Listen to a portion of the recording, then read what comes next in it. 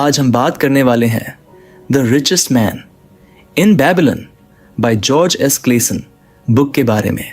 विनीत एक छोटे से कस्बे में रहने वाला 28 साल का लड़का था। वो एक प्राइवेट कंपनी में काम करता था और हर महीने जो तनख्वाह मिलती थी वो पूरी खर्च हो जाती थी। जितना कमाता उतना खर्च करता। ऐसा नहीं था कि उसे पैसे बचाने का ख्याल नहीं आता था, पर उसके लिए जिंदगी में फिजूल खर्ची कम करना एक बहुत बड़ा चैलेंज था। एक दिन जब वो घर पर खाली बैठा था तो उसकी नज़र उसके छोटे से बुक शेल्फ पर पड़ी। वहाँ एक पुरानी किताब पड़ी थी, the richest man in Babylon. ये किताब उसे उसके दोस्त अमन ने गिफ्ट की थी, पर उसने कभी उसे खोला भी नहीं था। आज कुछ अलग करने का मन था तो उसने वो किताब उठाई और पढ़ना शुरू कर दिया। किताब के पहले चैप्टर में लिखा था, पे योरसेल्फ फर्स्ट। विनीत को ये टाइटल ही अजीब लगा। उसने सोचा, भाई पैसे तो मैं खुद ही कमाता हूँ, तो खुद को ही पे क्यों करना। मैं खुद को पे करता हूँ तो फिर बचेगा क्या। लेकिन फिर उसने आगे पढ़ना शुरू किया। लेखक ने बताया था कि हर इंसान को अपनी इनकम का कम से कम 10% हिस्सा अपने लिए सेव करना चाहिए, वो भी सबसे पहले। यानी जैसे ही सैलरी आए पहले खुद के लिए बचाओ, बाकी सब बाद में। विनीत को ये अजीब और कुछ मुश्किल लगा। उसने सोचा, 10% बचाने का मतलब है कि मेरी लाइफस्टाइल पर कटौती करनी पड़ेगी, और वैसे भी अभी तो मैं बेयरली मैनेज कर पाता हूँ। पर जैसे जैसे वो आगे बढ़ता गया उसे समझ में आने लगा कि इस प्रैक्टिस का असली मतलब क्या है। लेखक ने इसे बहुत सिंपल तरीके से समझाया था। अगर तुम खुद के लिए पैसे नहीं बचाते तो हर महीने की कमाई सिर्फ दूसरों के लिए है, मकान मालिक के लिए, किराने वाले के लिए, बिजली विभाग के लिए, और आखिर में तुम्हारे पास क्या बचता है? कुछ भी नहीं।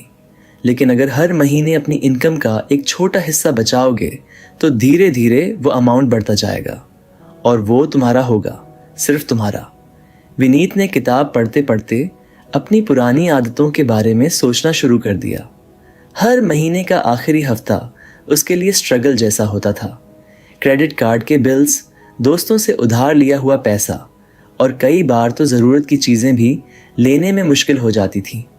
पर वो मानता था कि ये नॉर्मल है। उस रात विनीत ने फैसला किया कि वो अगले महीने से कुछ अलग करेगा। उसने किताब में पढ़ी बातों को याद किया और एक छोटे से नोटबुक पर लिखा, सेव 10% पहले। अगले महीने की पहली तारीख को जब उसकी सैलरी अकाउंट में आई तो उसने सबसे पहले 1500 रुपये अपने सेविंग अकाउंट में ट्रांसफ़र कर दिए। उसने खुद को वादा किया था कि इस पैसे को किसी भी हालत में नहीं छुएगा। पहले तो ये कुछ मुश्किल लगा। पहले हफ्ते में ही उसे लगा कि शायद उसने गलती कर दी। दोस्तों ने किसी पार्टी का प्लान बनाया और विनीत को मजबूरी में कहना पड़ा, यार इस बार मैं नहीं आ सकता, कुछ टाइट चल रहा हूँ। दोस्तों ने चिढ़ाया, अरे भाई तेरा बजट इतना जल्दी कैसे ख़त्म हो गया। विनीत ने हंसकर बात टाल दी, पर अंदर से उसे कुछ झुंझलाहट हुई। उसने सोचा, यार 1500 रुपये बचाने के चक्कर में कितना कुछ मिस कर रहा हूँ। लेकिन दूसरे हफ्ते में जब उसने अपने खर्चों पर नज़र डाली तो उसे एहसास हुआ कि वो कितनी फिजूल खर्ची करता था। हर दूसरे दिन बाहर का खाना, ऑनलाइन शॉपिंग पर बेवजह के आइटम्स खरीदना, और छोटे छोटे ऐसे खर्चे जिनकी ज़रूरत भी नहीं थी। उसे महसूस हुआ कि वो 10% बचाने के बाद भी आराम से जी सकता था अगर कुछ प्लानिंग से खर्च करे। विनीत के दिमाग में एक बात और आई। उसने किताब में पढ़ा था कि पैसे बचाना सिर्फ शुरुआत है। असली गेम तब शुरू होता है जब आप अपने बचाए हुए पैसे को काम पर लगाते हो। मतलब उन पैसों से ऐसा कुछ करो जो तुम्हारे लिए और पैसे कमा सके। ये सोचकर विनीत कुछ उत्साहित हो गया। उसने खुद से कहा, पहले मैं 10% बचाने की आदत तो डाल लूँ, फिर देखेंगे कि इन पैसों से और कैसे ग्रोथ हो सकती है। धीरे धीरे महीने ख़त्म हुआ और उसके सेविंग अकाउंट में 1500 रुपये वैसे के वैसे पड़े रहे। उसने इसे छुआ भी नहीं। अगले महीने फिर उसने वही रूल फॉलो किया। उसकी सैलरी आई और उसने सबसे पहले 10% सेव कर ली। अब ये उसकी आदत बनने लगी थी। 2-3 महीने बाद उसे एक अजीब सी खुशी महसूस हुई। उसके पास पहली बार ऐसा अमाउंट था जिसे वो अपना कह सकता था। ये छोटी सी सेविंग उसे हर दिन एक अलग आत्मविश्वास देती थी। वो अब पहले से ज़्यादा प्लानिंग के साथ खर्च करता था। फिजूल खर्ची कम हो गई थी और उसकी ज़िंदगी पहले से बेहतर लगने लगी थी। एक दिन उसने अपने दोस्त अमन से कहा, यार थैंक यू उस किताब के लिए। सच में मेरी सोच ही बदल गई। मैंने पिछले 3 महीने से अपने लिए पैसे बचाए हैं और अब मुझे समझ में आ रहा है कि पैसा कैसे काम करता है। अमन ने मुस्कुराते हुए कहा, अब तू समझ गया ना, पे योरसेल्फ फर्स्ट का मतलब। अब सोच, अगर तूने ये आदत अपनी पूरी लाइफ के लिए बना ली तो क्या होगा। विनीत ने सिर हिलाया और कहा, सच में यार, ये तो सिर्फ शुरुआत है। अब मुझे लग रहा है कि आगे मैं और भी बड़ा कर सकता हूँ, लेकिन ये तो तब होगा जब मैं डिसिप्लिन्ड रहूँ। उस रात विनीत ने अपने बिस्तर पर लेटे लेटे एक नई बात सोची। उसने खुद से पूछा, अब जब मैं सेव करना सीख गया हूँ तो अगला स्टेप क्या है? क्या मैं इन पैसों को इन्वेस्ट करूँ? क्या मैं किसी नए मौके की तलाश करूँ? वो the richest man in Babylon का अगला चैप्टर पढ़ने के लिए उतावला हो गया। उसे महसूस हो रहा था कि ये किताब सिर्फ एक किताब नहीं, बल्कि उसके लिए ज़िंदगी का नया मैप है। अगले दिन सुबह विनीत ने जब किताब के अगले चैप्टर को पढ़ना शुरू किया तो उसकी नज़र एक नई सीख पर पड़ी, लाइव बिलो योर मीन्स। यह टॉपिक सुनकर उसे लगा कि यह कुछ पे योरसेल्फ फर्स्ट जैसा ही होगा, लेकिन जब उसने गहराई से पढ़ना शुरू किया तो उसने महसूस किया कि यह उसके खर्चों को लेकर एक नई सोच की शुरुआत करने वाला था। क्लेसन इस अध्याय में समझा रहे थे कि पैसे बचाने का सबसे बड़ा दुश्मन है लाइफस्टाइल इन्फ्लेशन, यानी जैसे ही लोग ज़्यादा कमाने लगते हैं उनकी खर्च करने की आदतें भी उसी हिसाब से बढ़ जाती हैं। इसका मतलब ये हुआ कि चाहे तनख्वाह बढ़ भी जाए, लेकिन अगर आप हर बढ़ी हुई कमाई को खर्च करने में लगा देंगे तो अंत में बचत के नाम पर कुछ भी हाथ नहीं लगेगा। विनीत को यह बात सीधे अपने जीवन से जुड़ी हुई लगी। पिछले साल उसकी सैलरी 25,000 रुपये थी और उस समय उसे लगता था कि अगर सैलरी 35,000 हो जाए तो वह आसानी से पैसे बचा सकता है। पर अब जब वह 35,000 कमा रहा था तो हालात कुछ अलग नहीं थे।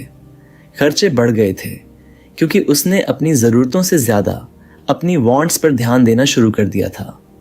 विनीत ने याद किया कि जब उसे पहली बार प्रमोशन मिला था तो उसने बिना सोचे समझे एक महंगी घड़ी खरीदी थी। फिर उसने एक नए फ़ोन पर पैसे खर्च किए जबकि उसका पुराना फ़ोन ठीक ठाक चल रहा था। और कपड़े, उसे हमेशा नए कलेक्शन चाहिए थे। उस समय उसे ये सब लग्जरी नहीं बल्कि नेसेसिटी लगते थे। पर अब किताब की बातों को पढ़ते पढ़ते उसे समझ में आ रहा था कि असल में वह अपने कमाए हुए पैसे से खुद को ही धोखा दे रहा था। किताब में एक छोटी कहानी थी। बाबुल के एक गरीब आदमी ने जब थोड़े पैसे कमाने शुरू किए तो उसने महंगे खाने और कपड़ों पर खर्च करना शुरू कर दिया। उसे लगा कि ज़्यादा कमाने का मतलब है ज़्यादा खर्च करना, लेकिन धीरे धीरे उसकी आमदनी भले ही बढ़ रही थी पर वो हमेशा कर्ज में डूबा रहता था। कारण था उसकी वांट्स को नीड्स समझने की गलती। विनीत ने किताब बंद की और अपनी डायरी उठाई। उसने एक लिस्ट बनाई, व्हाट आई नीड और व्हाट आई वांट। उसने ईमानदारी से अपनी ज़रूरतों और चाहतों को अलग अलग लिखा। ज़रूरतें थीं घर का किराया, राशन, बिजली का बिल, ट्रांसपोर्ट, और चाहतें थीं ऑनलाइन शॉपिंग, बाहर खाना, नए गैजेट्स, मूवी नाइट्स। हर हफ्ते लिस्ट देखकर उसे समझ में आया कि उसके ज़्यादातर पैसे उन चीज़ों पर खर्च हो रहे थे जिनकी उसे असल में ज़रूरत नहीं थी। वो बस इसलिए ख़रीदता था क्योंकि उसका मन करता था या दूसरों को देखकर उसे लगता था कि उसे भी यही सब चाहिए। विनीत ने फैसला किया कि इस महीने वह अपनी वांट्स पर कटौती करेगा। उसने खुद को चैलेंज दिया कि वह बाहर खाने का प्लान महीने में सिर्फ एक बार करेगा। ऑनलाइन शॉपिंग के लिए उसने खुद को लिमिट सेट किया, इस महीने कोई नई चीज़ नहीं खरीदनी। अगले कुछ दिन विनीत के लिए चुनौती भरे थे। एक दिन ऑफिस के बाद उसके दोस्त कहने लगे, चल इस नए कैफ़े में चलते हैं, सुना है बहुत बढ़िया पिज्ज़ा मिलता है। विनीत के मन में भी जाने की इच्छा हुई, लेकिन उसने खुद से कहा, नहीं ये मेरी वांट है, नीड नहीं। उसने मना कर दिया। दोस्तों ने फिर चिढ़ाया, यार तू तो कंजूस बन गया है। पर इस बार विनीत को बुरा नहीं लगा। उसे पता था कि वह अपने फाइनेंशियल फ्यूचर के लिए सही कदम उठा रहा है। कुछ ही हफ्तों में उसे अपनी इस नई आदत का असर दिखने लगा। जहां पहले महीने के आखिर तक उसका अकाउंट खाली हो जाता था, वहीं अब उसके पास महीने के आखिर में कुछ पैसे बचे रह जाते थे। और सबसे बड़ी बात, उसे अपनी ज़रूरतों और चाहतों के बीच फ़र्क करना आ गया था। एक दिन उसने अमन से इस बारे में बात की। उसने कहा, यार, इस किताब ने मेरी सोच पूरी तरह बदल दी है। पहले मैं सोचता था कि सैलरी बढ़ेगी तभी बचत कर पाऊंगा, लेकिन अब समझ आया कि असली बचत तब शुरू होती है जब हम अपनी वांट्स को कंट्रोल करना सीखते हैं। अमन ने कहा, बिल्कुल सही। और ये भी याद रख कि हर बार जब तू किसी गैर ज़रूरी चीज़ को ख़रीदने से बचता है तो असल में तू अपनी फ्यूचर फ्रीडम के लिए एक कदम और करीब जा रहा है। क्योंकि अगर आज तू बेवजह खर्च करेगा तो कल तुझे उसी का बोझ उठाना पड़ेगा, लेकिन अगर आज तू समझदारी से जिएगा तो कल तेरा पैसा तेरे लिए काम करेगा। इस बार विनीत ने मुस्कुराकर कहा, और यही बात मुझे अब समझ में आ रही है। लाइव बिलो योर मीन्स का मतलब सिर्फ ये नहीं है कि कम खर्च करो। इसका मतलब ये है कि जो कमाई हो रही है उसका सही इस्तेमाल करो। ये सोचो कि क्या वाकई में उस चीज़ की ज़रूरत है या बस मन बहलाने के लिए ले रहे हो। कुछ दिनों बाद विनीत ने खुद पर एक और एक्सपेरिमेंट किया। उसने 1 महीने का ट्रैकिंग सिस्टम अपनाया। उसने हर दिन अपने खर्चे नोट किए। धीरे धीरे उसे समझ में आने लगा कि कहाँ कहाँ पैसे बेवजह जा रहे थे। उसने जो पैसे पहले मूवी टिकट, फैंसी रेस्टोरेंट्स और छोटे छोटे इम्पल्सिव बायस पर खर्च किए थे, वही अब उसकी बचत में जुड़ने लगे। विनीत को अब एहसास होने लगा था कि जब आप अपनी इनकम के हिसाब से जीने लगते हो और अपनी वांट्स को कंट्रोल करते हो तो पैसा बचाना ज़्यादा मुश्किल नहीं होता। उसे अपनी फाइनेंशियल प्लानिंग में मज़ा आने लगा था। हर महीने जब वह अपनी सेविंग्स बढ़ते हुए देखता तो उसे अपने ऊपर गर्व होता। उसने अब ये भी सोच लिया था कि अगले कुछ महीनों में वह अपनी बचत को इन्वेस्ट करने के तरीके भी सीखेगा। उसे एहसास था कि पैसे को बढ़ाने का अगला कदम यही है, अपने पैसों से और पैसा कमाना। लेकिन फ़िलहाल वह लाइव बिलो योर मीन्स की प्रैक्टिस को और पक्का करना चाहता था। उसने किताब के आखिरी पन्नों को पलटा और ख़ुद से कहा, यह तो बस शुरुआत है, मुझे अभी और बहुत कुछ सीखना है। अगर मैं अपने खर्चों को काबू में रख सकता हूँ तो अपनी बाकी फाइनेंशियल लाइफ को भी बेहतर बना सकता हूँ।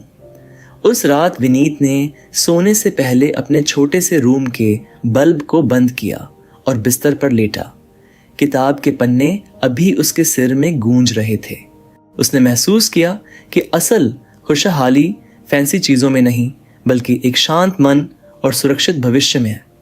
विनीत ने अपनी वित्तीय आदतों को सुधारने में अब तक अच्छा खासा बदलाव महसूस किया था। उसने पे योरसेल्फ फर्स्ट और लाइव बिलो योर मीन्स के सिद्धांतों को अपनाया था और उसे सच में इसका असर दिखाई देने लगा था। वह अब पहले से ज़्यादा फोकस्ड था, ज़्यादा पैसे बचा रहा था और अपनी ज़िंदगी में संतुलन बनाए हुए था। लेकिन अब एक नई चुनौती उसके सामने थी, इन्वेस्ट वाइजली। जब विनीत ने the richest man in Babylon के अगले अध्याय को पढ़ना शुरू किया तो उसे समझ में आया कि पैसे बचाना सिर्फ शुरुआत है। असल में पैसे को और बढ़ाने का असली तरीका है उसे समझदारी से इन्वेस्ट करना। क्लेसन ने कहा था, पैसे सिर्फ बचाने से नहीं बढ़ते, उन्हें काम पर लगाना होता है। विनीत ने गहरी सांस ली और सोचा, तो अब मुझे सही निवेश के बारे में जानना होगा। क्लेसन ने इस अध्याय में समझाया था कि निवेश के बारे में सोचने से पहले यह समझना ज़रूरी है कि कंपाउंड इंटरेस्ट कैसे काम करता है। यानी आपकी बचत या निवेश पर जो ब्याज मिलता है वह समय के साथ और बढ़ता जाता है। हर साल उसका हिस्सा पहले से ज़्यादा होता है और इस तरह आपका पैसा समय के साथ तेज़ी से बढ़ता है। विनीत ने सोचा, अगर मैं अब जो पैसे बचा रहा हूँ उन्हें समझदारी से निवेश करूँगा तो ये पैसे अगले कुछ सालों में काफ़ी बढ़ सकते हैं। लेकिन साथ ही उसे यह भी याद आया कि किताब में यह भी कहा गया था कि निवेश के लिए हमेशा समझदारी से कदम उठाना चाहिए। Avoid ventures that seem too good to be true. इसका मतलब था कि उसे उन अवसरों से बचना चाहिए जो बहुत आकर्षक दिखते हैं क्योंकि वे अक्सर धोखाधड़ी होते हैं। एक दिन ऑफिस में उसके एक सहकर्मी ने उसे एक नए निवेश के अवसर के बारे में बताया। सहकर्मी ने कहा, यह एक नया निवेश स्कीम है। आप जितना पैसा डालेंगे वह 3 से 4 महीने में 2 गुना हो जाएगा और इसमें रिस्क बिल्कुल नहीं है। विनीत को यह सुनकर कुछ अजीब सा लगा। उसे याद था कि किताब में इसे too good to be true कहा गया था। उसने तुरंत फैसला किया कि वह इस स्कीम में पैसा नहीं लगाएगा। इसके बजाय उसने सोचने का तरीका बदल दिया। अब उसकी कोशिश यही थी कि वह एक ऐसी जगह अपने पैसे लगाए जो न केवल सुरक्षित हो बल्कि उसे अच्छे रिटर्न भी मिले। सबसे पहले उसने अपनी बैंक में जाकर एक साधारण फिक्स्ड डिपॉजिट FD खोलने का सोचा, लेकिन फिर उसे याद आया कि FD का रिटर्न तो काफ़ी कम होता है और यदि वह लंबे समय तक उसे ऐसे ही छोड़ता है तो उसे ज़्यादा फायदा नहीं होगा। तो फिर उसने कुछ और समझने की कोशिश की। विनीत ने सोचा, मुझे ऐसे निवेश की तलाश करनी चाहिए जो कुछ रिस्की हो लेकिन जिसमें अच्छा रिटर्न मिलने की संभावना हो। और इस सोच के साथ उसने खुद को शेयर बाजार के बारे में अधिक जानने के लिए प्रेरित किया। वह कुछ किताबें पढ़ने लगा, इंटरनेट पर रिसर्च करने लगा और निवेश के बारे में ऑनलाइन कोर्स भी करने लगा। एक दिन उसे एक पुराना निवेशक मिला जो अपने पैसे को अच्छे से बढ़ा चुका था। विनीत ने उससे कुछ सवाल पूछे। उसने पूछा, आपने किस प्रकार के निवेश किए और कैसे उन्होंने आपकी मदद की? निवेशक ने मुस्कुराते हुए जवाब दिया, मैंने शुरुआत में बहुत से छोटे निवेश किए। मैंने सच्चे और भरोसेमंद कंपनियों में निवेश किया। शुरुआत में कुछ रिस्क था लेकिन समय के साथ उन निवेशों से अच्छा रिटर्न मिला। विनीत ने इस बात से बहुत कुछ सीखा। उसने अपनी भविष्य की रणनीति को लेकर कुछ विचार किए। उसने तय किया कि वह लंबी अवधि के लिए स्थिर और भरोसेमंद कंपनियों में निवेश करेगा और उन निवेशों पर समय समय पर नजर रखेगा।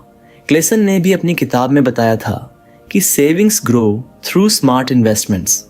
विनीत ने समझ लिया था कि पैसे बचाने के बाद उन्हें केवल सुरक्षित नहीं रखना है बल्कि उनका सही तरीके से निवेश करके उन्हें बढ़ाना है।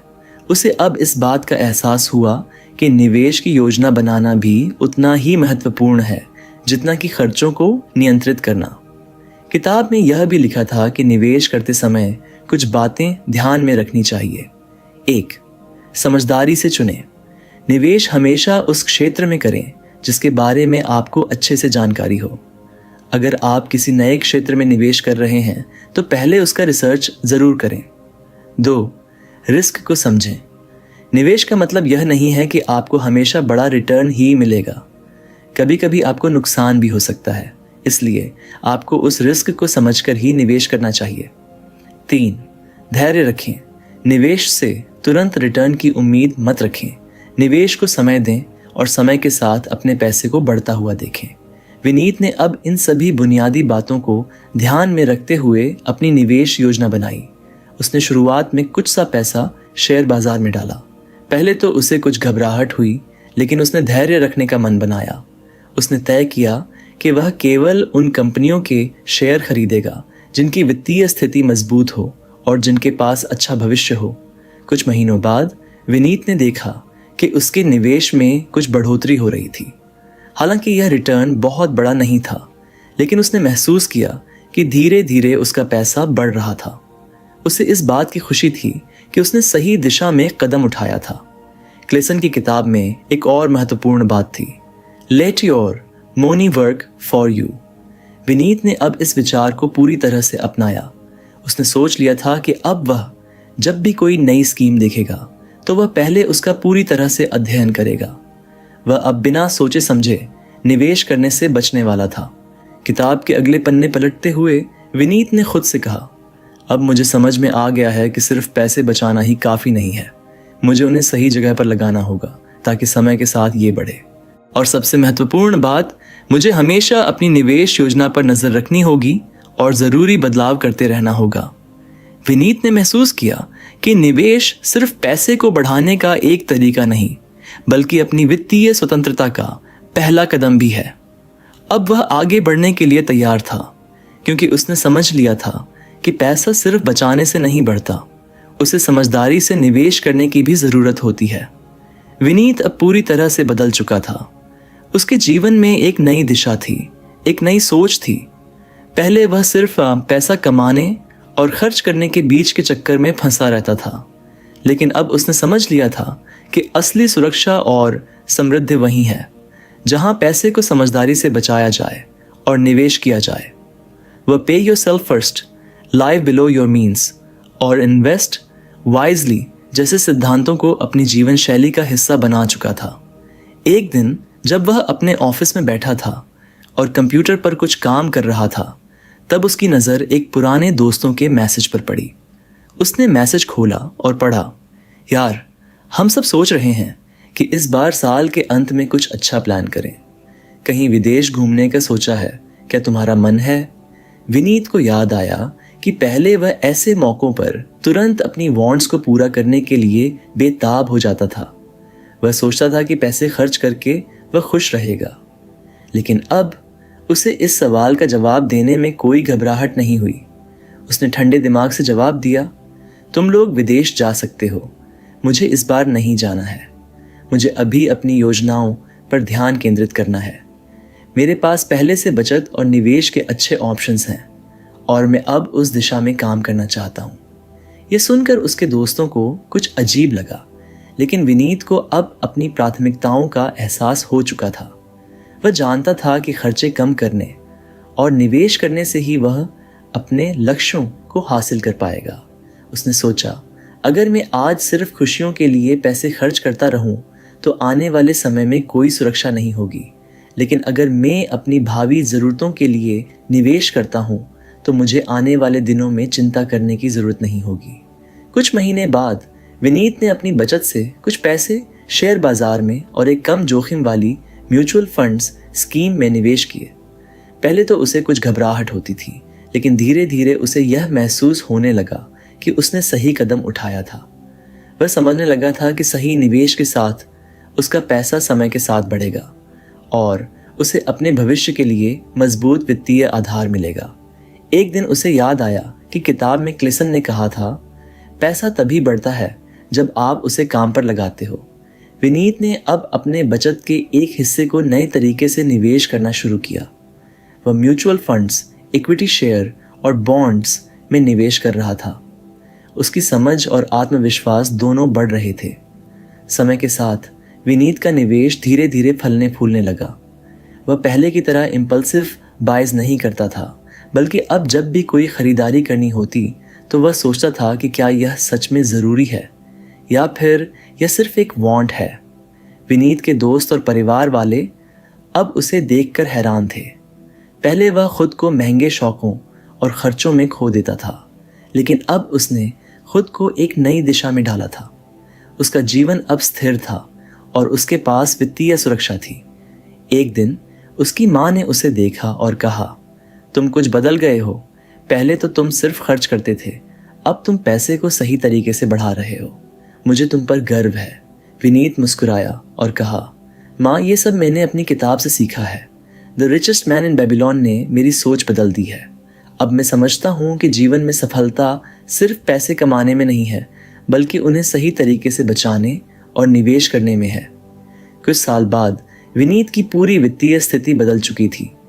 उसकी आमदनी बढ़ी थी, लेकिन उसने कभी भी अपनी जीवन शैली को अनावश्यक रूप से बढ़ने नहीं दिया। बचत लगातार बढ़ रही थी और उसका निवेश लगातार उसे बेहतर रिटर्न दे रहा था। अब उसे कोई फर्क नहीं होता था कि लोग उसे खर्चों से बचने की सलाह देते थे, क्योंकि उसे यह समझ आ चुका था कि वित्तीय स्वतंत्रता की कुंजी यही है, खर्चों को नियंत्रित करना और सही निवेश करना। एक दिन विनीत अपने घर में बैठा था और उसने अपने पुराने बचत और निवेश के दस्तावेजों को देखा। उसे समझ में आया कि अब उसके पास केवल पैसों की ही नहीं, बल्कि मानसिक शांति भी है। वह जानता था कि भविष्य में कोई भी वित्तीय संकट नहीं आ सकता, क्योंकि उसने पहले से ही अपने पैसों को समझदारी से प्रबंधित किया था। उसने अपना मोबाइल उठाया और क्लेसन की किताब को फिर से खोला। उसने एक बार फिर वही शब्द पढ़े, पैसा कभी भी खुशियों की गारंटी नहीं होता, लेकिन यह आपको जीवन में सुरक्षा और स्वतंत्रता प्रदान कर सकता है। विनीत ने किताब को बंद किया और अपनी सफलता को महसूस करते हुए एक गहरी सांस ली। अब उसे यह समझ में आ गया था कि असल समृद्धि इस बात में है कि आप अपने पैसों को कैसे बचाते हैं, कैसे निवेश करते हैं, और सबसे महत्वपूर्ण बात यह है कि आप उन्हें किस दिशा में लगाते हैं। विनीत अब केवल खुद के लिए नहीं बल्कि अपनी पूरी जिंदगी के लिए सुरक्षित महसूस कर रहा था। वह जानता था कि उसने जो निर्णय लिए थे वह उसे न केवल वित्तीय सफलता दिलाएंगे बल्कि वह उसे जीवन के हर क्षेत्र में मजबूती और संतुलन भी देंगे। उसने अपनी कहानी अपने दोस्तों को बताई और उन्हें भी यही सलाह दी। जिंदगी में अगर आपको खुश रहना है तो सिर्फ कमाई पर ध्यान मत दो, उसे सही तरीके से बचाने और बढ़ाने की दिशा में कदम बढ़ाओ। यही असली सफलता है। तो फ्रेंड्स, ये थी हमारी आज की बुक समरी। आपको कैसी लगी कमेंट करके ज़रूर बताएं और धन्यवाद आपका समरी एंड तक सुनने के लिए।